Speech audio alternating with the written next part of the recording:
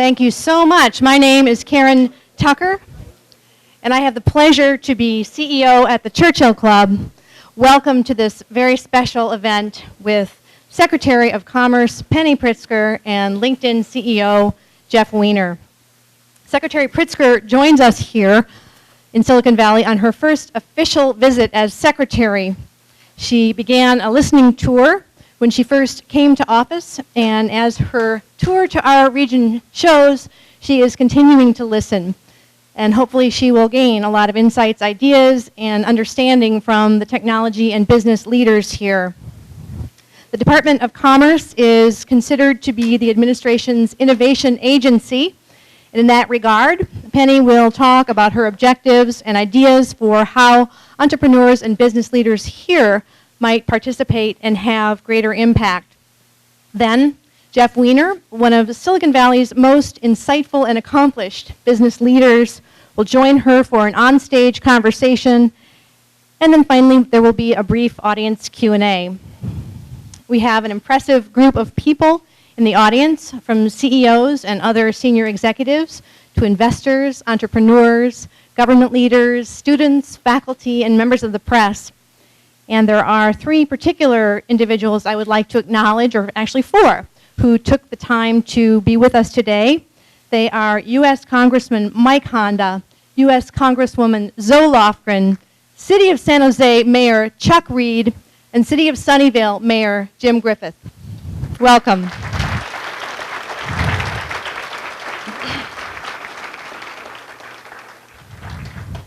Five strong partners came together to co-present this program. They are Churchill Club, Silicon Valley Leadership Group, Tech America, TechNet, and Forward US. These nonprofit organizations share a common bond and interest to encourage innovation, economic growth, and societal benefit.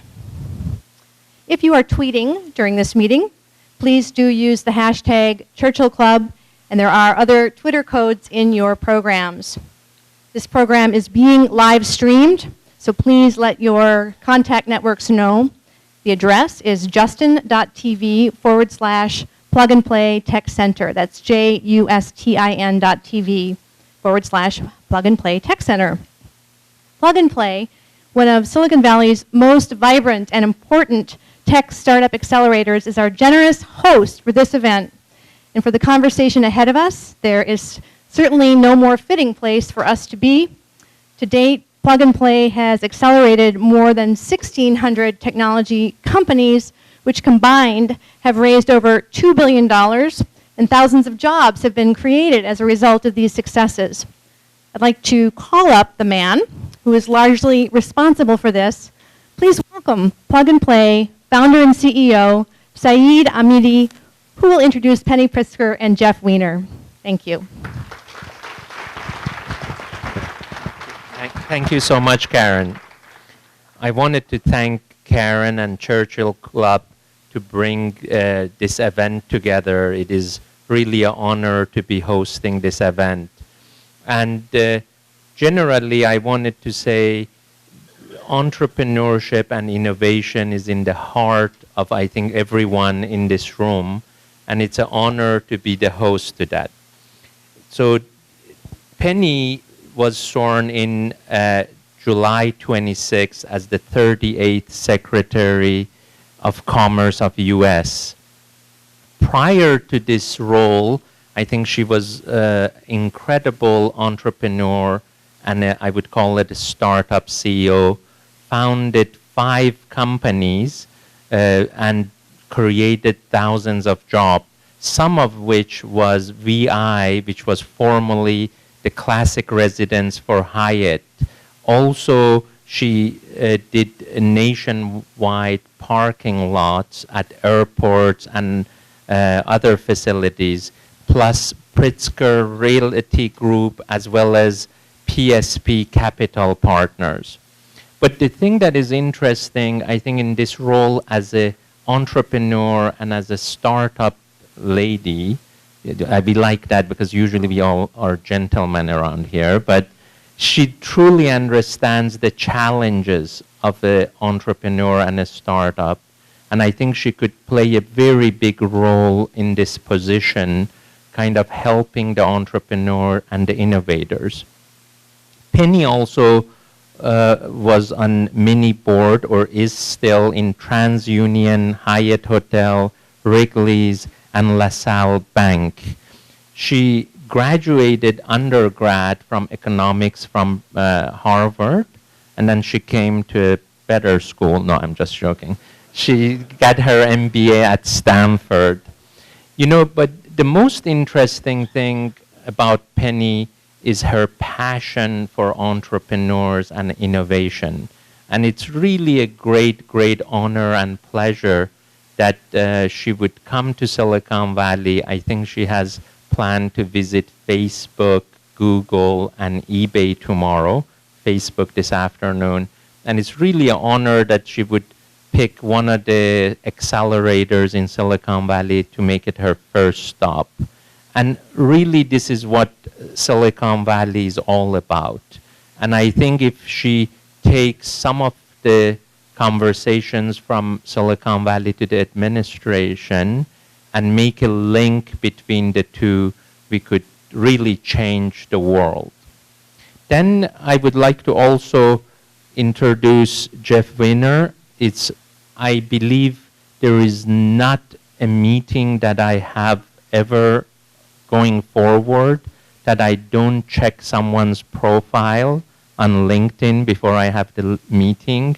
He has had great experience before that at Yahoo, and also he was an executive in residence at Excel as well as Greylock. But he's sort of like one of those serial entrepreneurs that, you know, touches a company, and, you know, during his tenure at LinkedIn, I think the company has blossomed to a great, great present and future. You know, I really love this social network, Facebook, but for a business person, LinkedIn has become my Bible. So I think we're going to have a very, very interesting conversation between Penny and Jeff. And again, I wanted to welcome everybody and thank you for being here. So with that less said, please, our guest of honor, Penny Pritzker. There we go. Well, thank you, Karen. Thank you, Saeed, for the warm introduction. I am thrilled to be here. My face lit up as soon as I got off the airplane, not the least of which is because of your wonderful sunshine. We're having a rough go of it back on the East Coast. You've heard of the polar vortex. It's hitting us pretty hard. So it's great to be here, but not just because of the weather. And a big thanks to the Churchill Club for this terrific event today. Your organization deserves a lot of credit for stimulating extraordinary conversations that create solutions that benefit all of us throughout not just the United States, but around the world. And I also want to thank the sponsors of this event and our host, Plug and Play, where I got a great tour, and it's quite clear to me revolutionary ideas are turned into companies that enrich our lives right here. So thank you very much for having me. And a special thanks to Jeff Weiner of LinkedIn, one of the most dynamic CEOs in our country. I really appreciate him agreeing to participate in this event. Plus, he's focused on something that is very near and dear to my heart, arming people for the jobs of the future. And we'll talk a little bit more about that later, but I can't wait to hear more about his views and how he's going to bring all that to help Americans find better jobs and become better skilled for the opportunities out there. So I want to start the conversation with a confession. I'm a Silicon Valley girl. My family moved to the Bay Area when I was 1, and I went to Castellea School in Palo Alto. And I came back here, as you heard, to graduate school. I went to law school and business school at Stanford. So as I tell my children, who are in their early 20s, I remember San Jose when it was full of fruit orchards. So it's extraordinary to be back here and see all the great creation that is happening here. The Valley is not just a place of majestic beauty, it's also a dynamic and innovative ecosystem that is envied not just across the United States, but throughout the world. You have something very special that every city wants to emulate. Much of what makes America unique is our spirit of innovation and entrepreneurship. And the Valley is an integral part of that. Today, the United States has 6 million workers who are employed in technology, and the highest concentration of knowledge and technology-intensive industries in the world, representing 40% of our GDP. So for the past 7 months, since I took this position, since I left the private sector, I have traveled across the country to incubators like Plug and Play, talking to innovators and CEOs alike. In Nashville at the Entrepreneurship Center, I saw a startup that builds apps connecting doctors and patients. In Iowa at Dawala is a startup that built a network to transfer money between businesses without having a bank. In Washington, D.C., at the incubator called 1776, I unveiled the Commerce Department's policy priorities.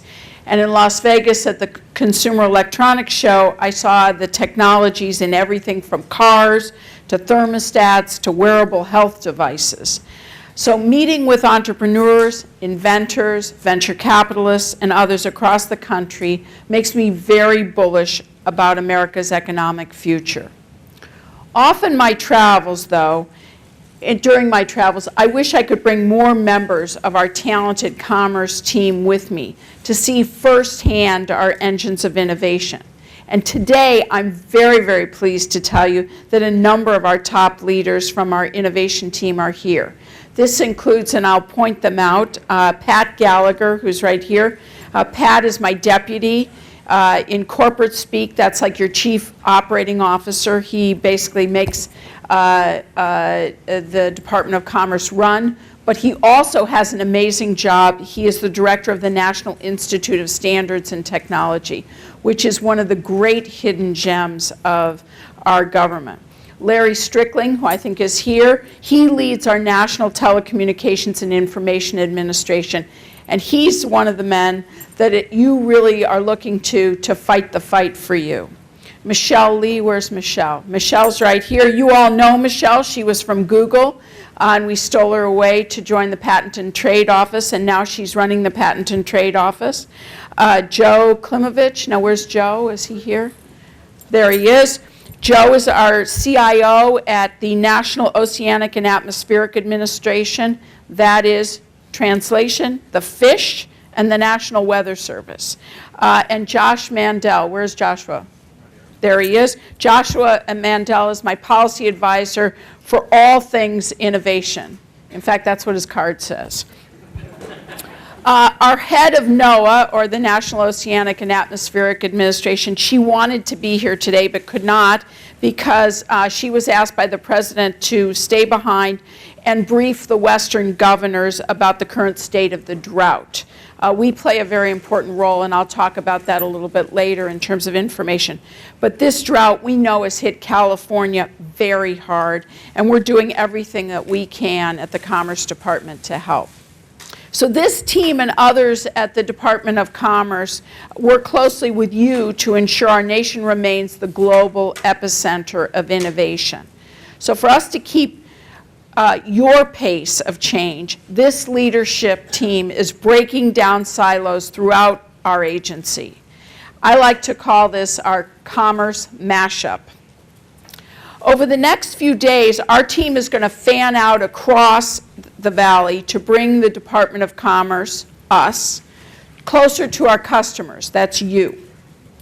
This effort is central to our new Open for Business agenda, which includes a keen focus on helping set the conditions for innovation, improving our competitiveness, opening markets, and unlocking more federal data for greater economic benefit.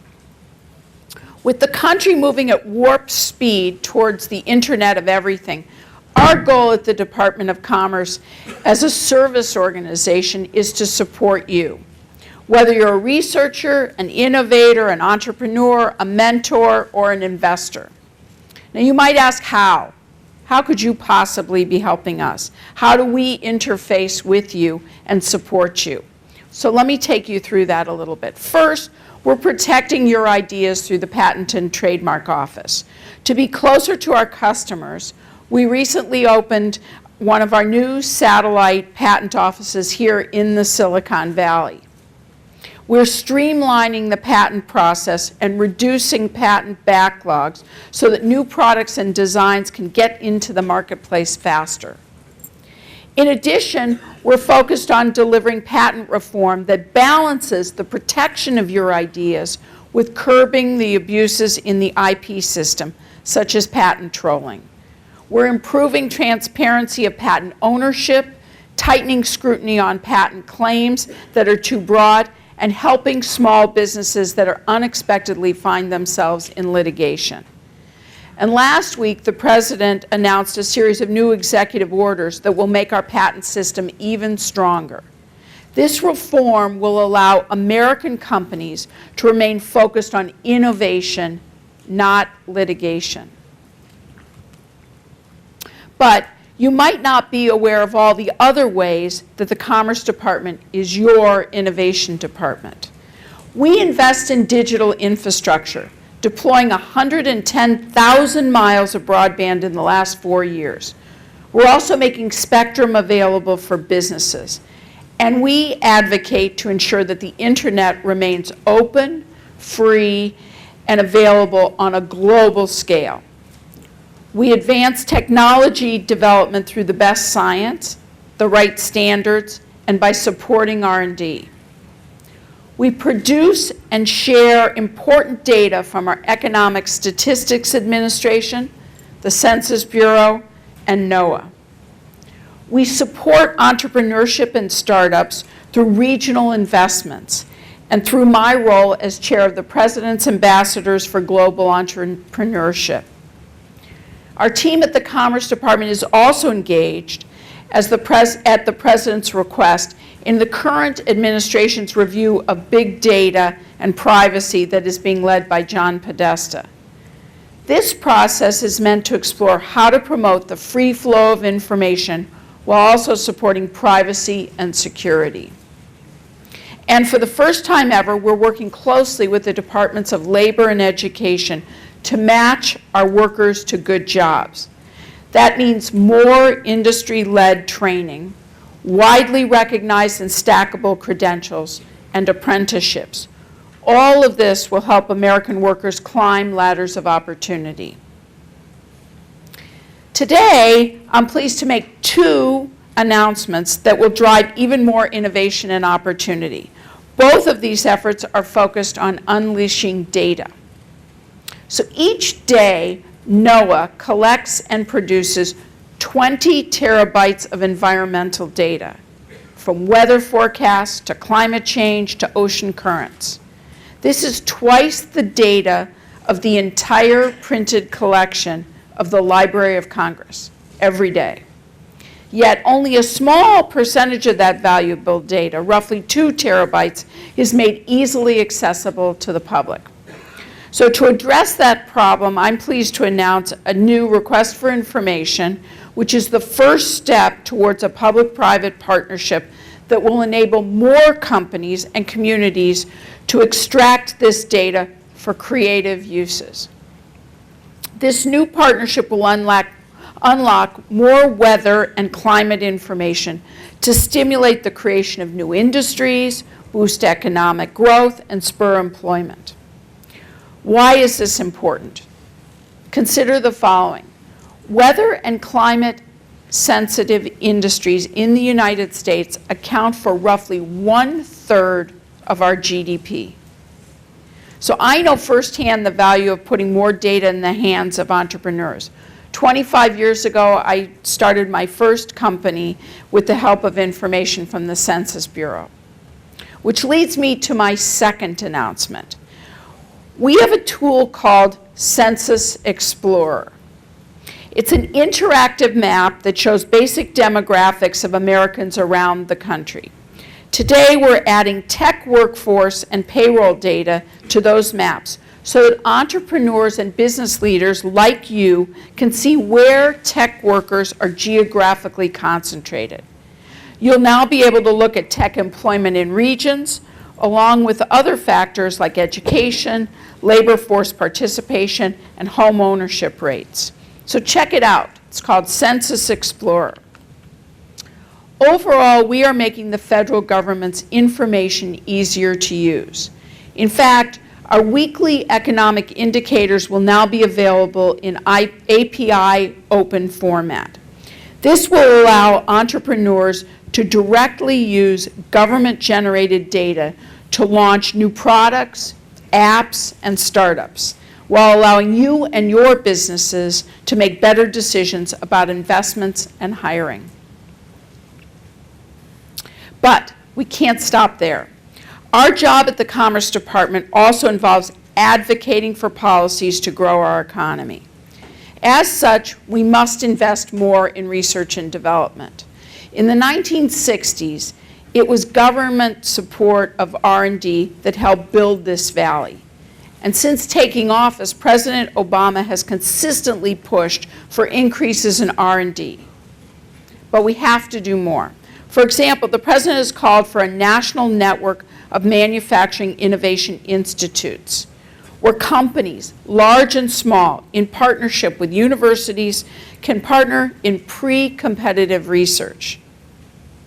Another way to grow our economy is by increasing trade and investment. Today, 95% of customers are outside our borders, and export-related jobs pay 18% more on average. You, the leaders in the technology sector, you know how critical it is to sell your products to foreign markets. Thus, we must move forward with potential new trade agreements with both Asia-Pacific and Europe, involving 2/3 of the world's GDP. And we must give President Obama what other presidents have had, trade promotion authority to open new markets while protecting our workers and our environment. We must also pass immigration reform, which I believe is both a moral obligation and an economic opportunity for our country. The fabric of America is woven by immigrants. That is especially true here in California, a place where many come seeking a better life. Andy Grove of Intel, Sergey Brin of Google, Jerry Yang of Yahoo, these are examples of the 40% of the Silicon Valley firms founded by immigrants. Joining us today is Ronaldo Gil, the founder and CEO of Ray Labs. Originally from Cuba and the son of a factory worker, he enrolled in a job training program at age 18 and learned software development. Ronaldo is a serial entrepreneur. He launched a company that supported cloud computing for supply chains. And today, he and his wife, Linda, who I believe is also here, there they are, right in front of me, thank you for being here, are creating sensor systems that detect problems in urban properties and affordable housing. He's also started a nonprofit for immigrant students and entrepreneurs. Immigration reform will grow our economy by an estimated $1.4 trillion over the next 2 decades and reduce the deficit. Reform will also attract and keep the best minds in America by providing visas to foreign entrepreneurs looking to start businesses here and green cards to those who obtain a master's or a PhD in STEM fields. Ladies and gentlemen, people like Ronaldo enrich us. That is why immigration reform matters and why we have to get this done.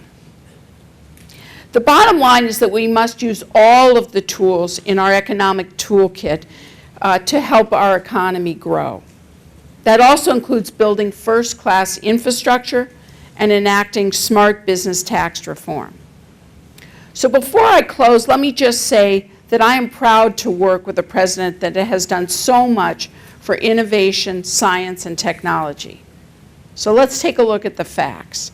He put in place historic investments in digital infrastructure and clean energy, doubling renewable production for wind and solar.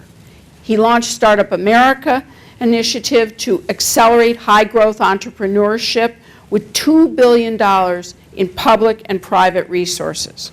He worked to strengthen our leadership in fundamental research. He signed into law measures like the Jobs Act that are making it easier for innovative companies to go public and expand their workforce.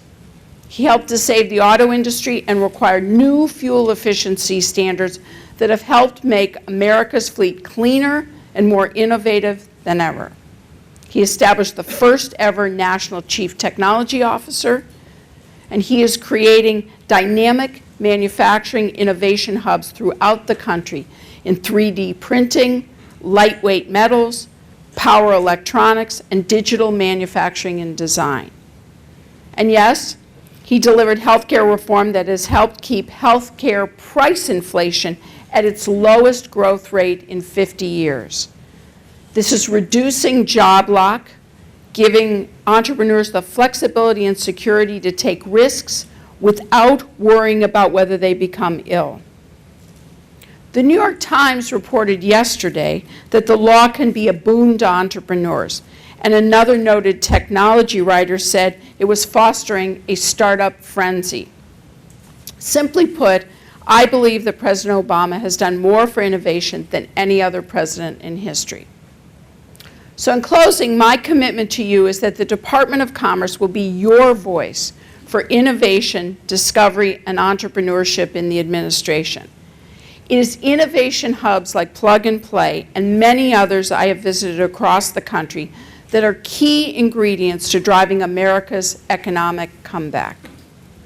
The ingenuity, grit, and resilience of you, our innovators, our workers, and our businesses has resulted in 2.4 million new jobs created last year. And while we have more work to do to lift incomes and expand opportunity and help businesses with the tools they need to grow and hire, both the President and I are optimistic about America's future.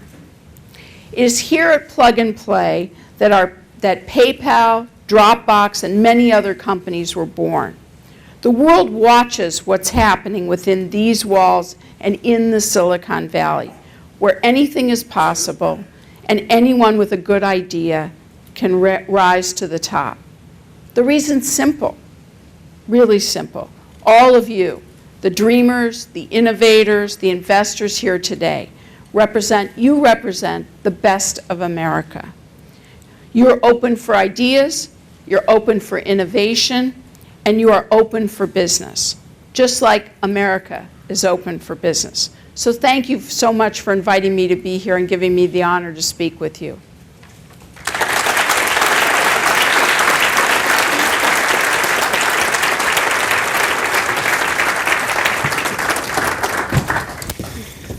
Secretary Pritzker, thank you so much for joining us here today. My pleasure. It is a real pleasure and an honor to be here with you and being able to moderate, and thank you to the Churchill Club for that same privilege.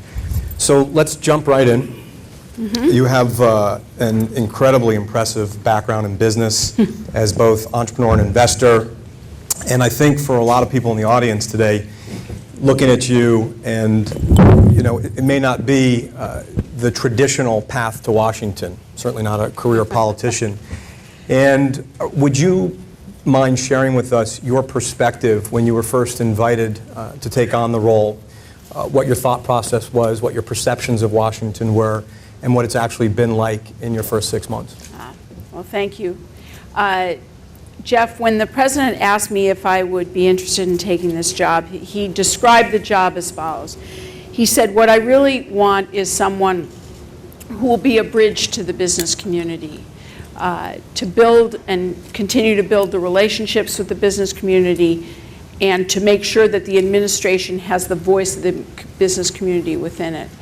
And so for me, when I came into the job and was sworn in, and that's a whole process you go through, so I had a little bit of time to think about it and learn about the department in advance, I came with a sign that I hung on my door. I have a rather well-known office in Washington It has a long history, but that doesn't matter. There was a nail on the door to my office, and I hung an old-fashioned sign like you might see in Main Street in the 1950s, and it said, "Open for business." And really, what I wanted to do at the Department of Commerce was really make sure that we were all clear. Whoever walked through that door, whether it was someone working at the Department of Commerce, whether it was a head of state, or whether it was the lady cleaning or the man cleaning the office, that they understood that the attitude of this administration and the department is we are open for business, and that the business community is our customer. And therefore, the job is to really understand what are the issues facing American business, not only in the United States, but also around the world, and see what we can do about it. So I recently had the opportunity to visit in Washington with a number of Congress folks, Congress people, and was struck by the interaction, the awareness of what's going on in Washington right now, the insight, and a genuine interest in helping and support. It is not necessarily what is being portrayed in the media day in and day out. And I'm interested to hear from you. What's been the biggest surprise since you've gotten to Washington, D.C. relative to your expectations going in? I think really a couple of surprises. First of all, the talent of the people who are working in our federal government. There are many talented people I know in my department. The Department of Commerce is about 45,000 people. We do everything, as I said, from the census to NOAA to economic statistics, and we have 12 bureaus. So we have a very broad portfolio of things that we do for you, services we provide for you. And the people working there are very, very talented, and they want to do a good job. They are not the enemy as they're being portrayed often in the press. These are folks, they get up, they're just like you and me. They have families, they want to do a good job, they're smart, they've chosen a different path in terms of being in government rather than being in the private sector, and they want to do a good job. And the other thing that I've found is with a little bit of encouragement and a little bit of leadership, there's great teamwork, actually. And I find in the administration there's much more teamwork than the way that it's often portrayed. I mean, we're really trying to work together. It doesn't mean we don't disagree at times, but as you know from your businesses, good product comes from healthy disagreement sometimes. What advice would you have for those watching today about doing business in Washington, for those that need to, who may be hesitant because of the perception that it's going to be a bureaucratic process, it might slow them down? One recurring theme thus far today has been the extent to which you and the department and the government's open for business. But what advice would you give to people who need Washington, D.C.? Well, the advice I would have is you need to, I think relationships matter a lot. And I think getting to know your leadership, both your local leadership, your local congressmen, your senators, and getting to know the people who are in decision-making positions. And then, frankly, those of us who are running departments, we're in the service business. We have, for the Department of Commerce, if we can help you or at least guide you, if we're your ombudsman. And so, feel free to reach out to us. That's part of what we do, is help businesses as they're trying to navigate Washington. For example, we also help businesses who want to export, but we also help businesses who want to either reshore or foreign companies that want to bring their businesses to the United States, and we help them navigate through the federal maze. And so we view ourselves that way. According to the Department of Labor, there's currently 4 million available jobs in the United States. That is the highest level of available jobs in at least the last 5 years. That numbers continue to grow, despite the fact there are 20 million Americans who are either unemployed, underemployed, or marginally attached to the workforce, which seems somewhat counterintuitive. How could the number of available jobs continue to grow? And as you alluded to in your speech, there is an opportunity for all of us to be doing a better job in terms of educating the workforce, the aggregate workforce, and ensuring they have the skills to take advantage of the opportunities that are and will be, as opposed to the jobs that once were. Could you talk a little bit about your vision for that in the Department of Commerce? Well, I'm glad you asked. This is an issue that's near and dear to my heart. Long before I came to the Department of Commerce in 2009 and 10, I've been involved in public education for a long time in Chicago. But then when I came, after the president was elected, I was on his President's Economic Recovery Advisory Board, and one of the issues that I focused on was this issue of the skills challenge that our country is facing. And I heard from businesses, we talked to business people from all different kinds of industries, and I will tell you, just in the last 7 or 8 months, as I've been in this job, I've probably talked to 1,000 business leaders, and every one of them tells me about the challenge they have finding the workforce with the skills they need. And yet we have 4 million open jobs, and we have lots of people who are unemployed. So what's wrong with this picture? And there's a lot that needs to be done. In my opinion. I'll pick one aspect of it. If you look at today's unemployment, we have about 6.6% unemployment with a low participation rate, but let's just use today's statistics. Roughly about 4% of the 6.6, so 4 over 6.6, so roughly 2/3 of those people are short-term unemployed. They're moving from job to job, and that's not the problem. 2.5 over 6.5% are people who are long-term unemployed. That is 2.5 times higher than we've had in the history of the United States.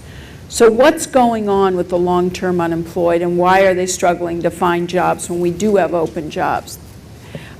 What we found, we started in Chicago. We created an intermediary called Skills for Chicagoland's Future to address the issue of the long-term unemployed. The first thing we found is if you go to the employers, there's a bias against hiring the long-term unemployed. Recruiters basically, why take the risk? It's, they'd rather go steal your employee and produce them for somebody else than to say, I found someone who's not been employed for a year and try and produce them as your candidate. And so there was a real bias problem that we found. So we actually created an intermediary where we go to employers first and say, if we can give you skilled long-term unemployed that want these jobs, are you willing to hire them? That was a big culture change. So one is a culture bias, and the second is sometimes there is a skills gap. And then finding on-the-job training dollars or dollars to train those folks for the jobs that do exist. And part of the other problem is small employers, it's very hard to train one person or 2 people. It's expensive, it's hard to do. So you really need the community colleges or the other training apparatus to help, which means sectors need to come together and say, we need X amount of people with these kinds of skills. And one of the challenges that we're working on right now with the Business Roundtable is getting recognizable, stackable credentials so that someone who's come and worked for LinkedIn, who then goes to work for someone else, their credentials are recognizable and acceptable to another employer. If only there were a site that captured all of that information via an easily searchable profile. I have a feeling that there's someone in this room who may be working on that. So the only other mention of LinkedIn that I'll do today is we're proud to have taken the pledge to help hire long-term unemployed that I know the President and people like yourself are extremely supportive of and would encourage other companies to do the same. As someone with your experience and passion for education reform, 2-part question. If you could change anything about generational primary school education, what would it be? And if you could change anything today immediately about vocational training, what would it be? In the K-12 area, I don't think we've cracked the code yet of the combination of using technology to help. I think there are technologies that allow kids and young people to learn at an individual pace and an individual process depending upon what kind of learner you are. But we have not been able to combine that with teachers, the technology, and having it be K through 12. And so I would I envision that over the next decade, the role of the teacher will evolve, the role of technology in K-12 is going to evolve as we see not just the Khan Academy, we're experimenting with how to do education on a grander scale. And I think when we crack that code, I think America again will rise to where it has been. We've seen graduation rates are at the highest levels ever seen from high school, but there's a lot more we need to do for our kids. I think the other challenge, having worked in one of the largest inner city school districts in the country, in Chicago, is everyone wants to do a good job.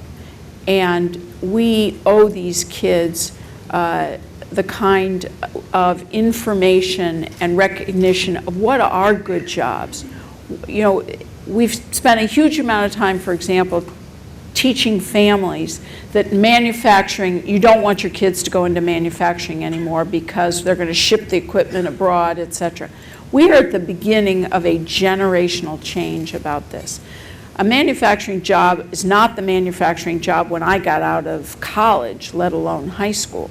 It has changed completely.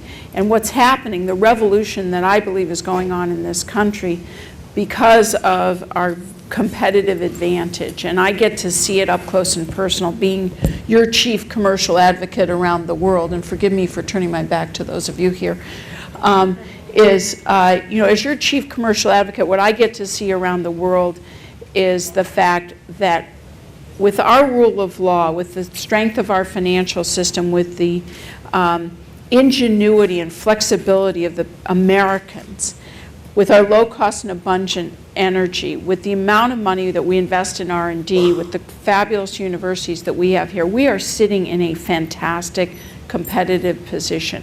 And we owe young people in this country a better understanding of the opportunity ahead of them and how to prepare themselves. And I think that it's a combination of making it real for families and making it clear. You know, geez, if I quit taking math in 9th grade, what is the implication of that? And it's not clear. My kids went to great schools, and frankly, it was still kind of haphazard, this notion of, geez, it's worth it to get some, continue on with certain skills that you need. And I think we owe kids that. And I think that's the effort that the Common Core is trying to get at. But we're at the beginning of figuring this stuff out and not making, we're making progress. Don't get me wrong. I mean, Secretary Duncan, I'm a huge fan, has made an enormous amount of progress. But we have a long way to go. So I think we're going to open it up to Q&A from the audience in just a moment. One final question. Last year, one of the best-selling books out there was Sheryl Sandberg's Lean In. Mm-hmm. And it was really her experiences and her journey to becoming one of the most successful executives in Silicon Valley. And you've also had amazing success. So as the father of 2 young girls, and I'm sure there's a lot of other folks in the audience with young daughters, what advice would you give them, these young girls who would love to follow in your footsteps? A couple of things I would say. First of all, I was really lucky to have good mentors. My mentors were male, and today you'll have more mentors who are female, but find mentors, look for mentors, ask for help, and be inquisitive, because people love to help. Everyone in this room, if a young person asks your advice, you're dying to give your advice. You wish more people would ask your advice, right? Don't we all? So one is be proactive about that, because frankly, there's a lot out there. People want to help your kids, and they want to help young people be better. And so one is mentorship, and the other is, frankly, the other thing I would say is I've been very lucky my husband's a doctor, but we have partnered together in raising our kids. So getting comfortable with the idea, it's a partnership, it's a team game, not a solo game, and the idea that as mom, everything falls to you. That doesn't really work if you're, in this day and age. And the third thing I would say is you have to get comfortable with the fact it's a little messy, right? We grow up and as young adults and we get it all neat and all organized or whatever, but when you start to get into being in business or running a business or starting a business and trying to have a family and having kids and all of this, it gets a little messy and you kind of have to forgive yourself a little bit that it's going to not always be so smooth, but it'll work out. Thank you. Okay, we have some mics and some folks out there who can help coordinate. So if you have a question, just raise your hand. Hi. Yeah. I'm Alex. I'm an entrepreneur. I came to the US when I was 18 to study computer science at MIT, and I also did a master's there, so Boston. And then with optional practical training, I came to Silicon Valley, and I started a company with somebody from Stanford. And we've been fortunate. The company's grown a lot. We're hiring 3 Americans right now. We're looking to hire more. My visa expires in August. So what would you advise for someone? There are many people in my situation, so what would you say to somebody like me? Well, first, you need to contact the State Department to get your visa renewed. This is a challenge, and one of the reasons why immigration reform is so important, because so much can be addressed through the bill that is passed through the Senate. And there are the votes in the House, if Speaker Boehner would actually let the bill come to the floor, that support immigration reform. So my advice to you is, obviously, either contact someone in the Department of Commerce and we'll help get you to the right people who at least can help you. I don't know what your visa situation is.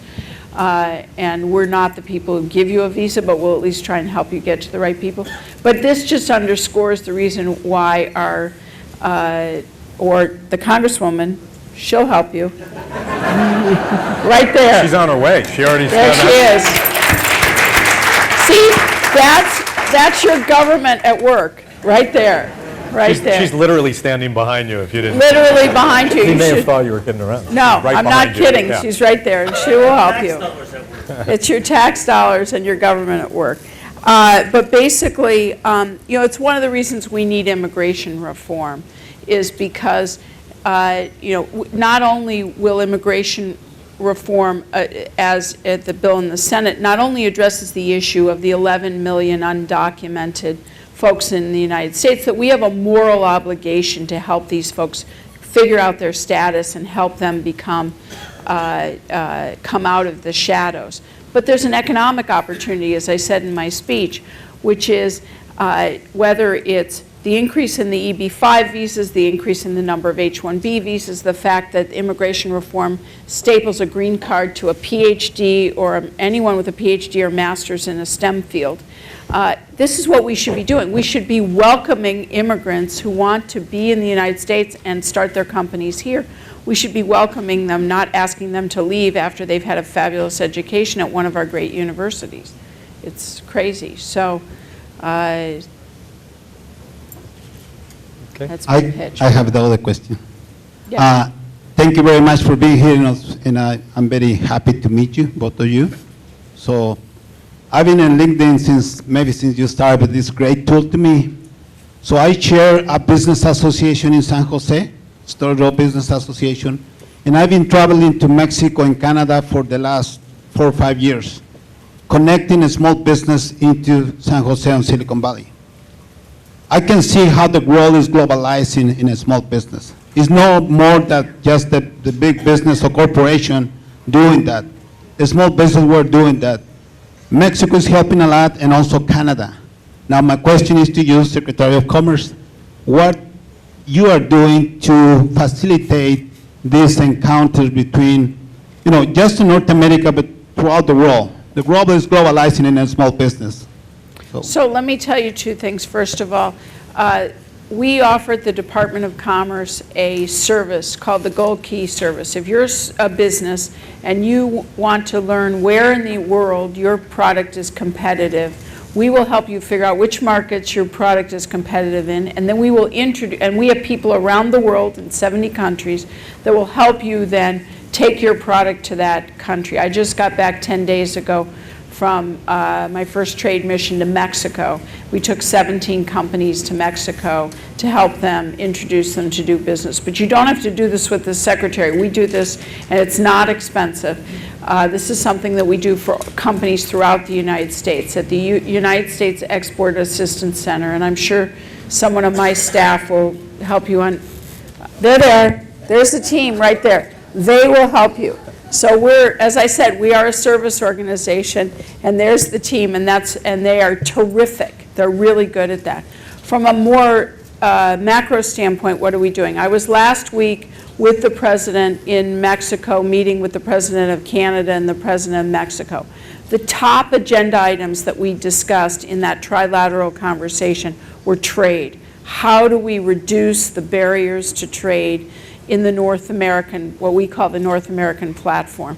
And this is extremely important for us to do, whether it's issues at the border, whether it's access for travel and tourism, whether it's issues at our airports, whether the president just signed an executive order called Single Window, where if you're going to be sending goods between the 3 countries, you'll fill out one form as opposed to needing different forms from different parts of the government. And so we're very much committed to breaking down those barriers. And with Mexico, we have something called the high-level economic dialogue. That doesn't matter. We have actually a list of items that we're collectively working to break down these barriers. And the coolest part about it is my list and my counterparts' list in Mexico are exactly the same. We're now trying to trilateralize that with the Canadians to say, okay, here are the things we commit to get done to try and make trade easier for all of you. Great. I think we have time for one more. Hi. Hi. Nice to listen to you today. There's a very rigid procurement process, as you know, in the government, and I'm wondering if you see that as inhibiting the kind of private-public partnerships we need to drive innovation when a company has a great idea that they want to bring forward. I worry that the requirements for procurement are so many that it makes it very difficult for a smaller business to actually comply with all the requirements. And in fact, that's an issue that we're looking at, the National Economic Council is looking at to try and address. I'm not intimately familiar with the exact process, but I worry about it, and something that I want to make sure that we're removing barriers to business as opposed to adding them. Okay. With that, we'd like to ask everyone to remain seated for some brief closing remarks. Thank you, Secretary Pritzker. Thank you. Before you jump off the stage, or at least leave the room, we wanted to thank you again, Secretary Pritzker, for sharing your perspectives with us so candidly, and Jeff for guiding the conversation so well. We appreciate the participation of our partners, and of course, Plug and Play. This program will be available for viewing on YouTube on the Churchill Club channel, and you have been a wonderful audience. Thank you so much for coming. Have a good day. Thank you. Thanks so much. Thank you.